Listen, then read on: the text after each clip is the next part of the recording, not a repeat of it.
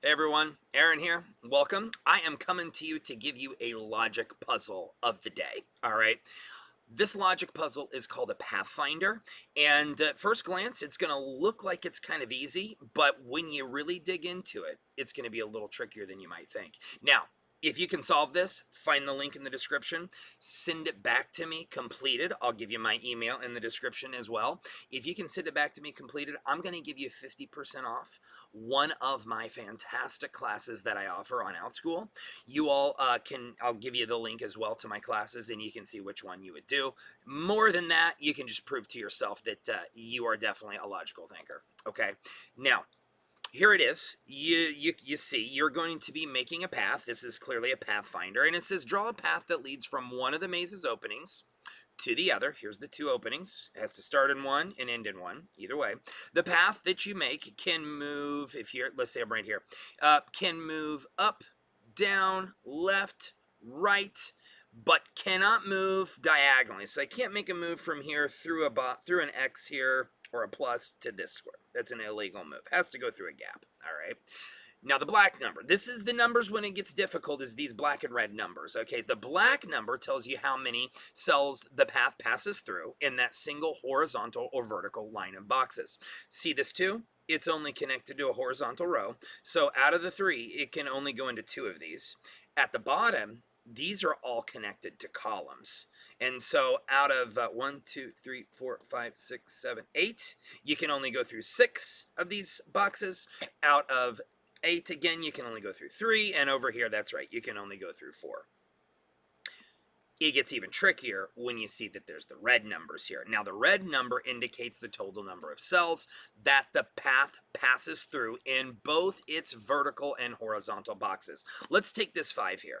This 5 is connected to this row of five cells and a column of 3. That's a total of 8, right? Out of those 8, you can only pass through each of this row or column 5 times. Okay, so that is your limit there. 5 out of those 8 you can pass through. 4, again, you got a lot of options here with 4, but you can only pass through this column or row 4 times, and all of the numbers have to match. So let me give you an example of a way you might start this. So if I come up here and grab my drawing tool, and I were to come in here, I see that 4 is part of this row, but it's also part of this column. So I can only move through this row and this column combined 4 times. So when I come in, I might try to just go through 2, wrap down here. Notice now I'm in the boundary of my 3. I can only be 3 times in this column and this row. So I'm going to try to wiggle my way out of here quickly. I've got 4 in this column. If I make a move down, I've got another 2 there. You can see how tricky this is going to be, right? So maybe I'll move over here, move up, and my only really path out is up here. And notice what I've done. I've got to go through this column and this row a total of 5 times, and I've totally missed it here.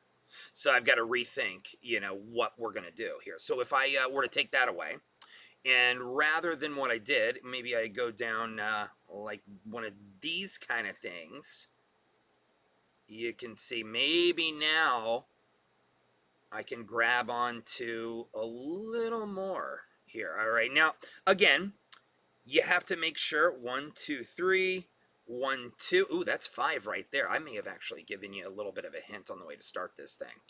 So, you guys, if you can get this done and send it to me through the email that I'm going to list in the description. And by the way, you'll get your own copies of this on a Google Docs link that I have in the description. Send it back to me completed, and I'll give you 50% off my next upcoming class. Good luck, everybody. Let me know. In about a week, I'll post the solution.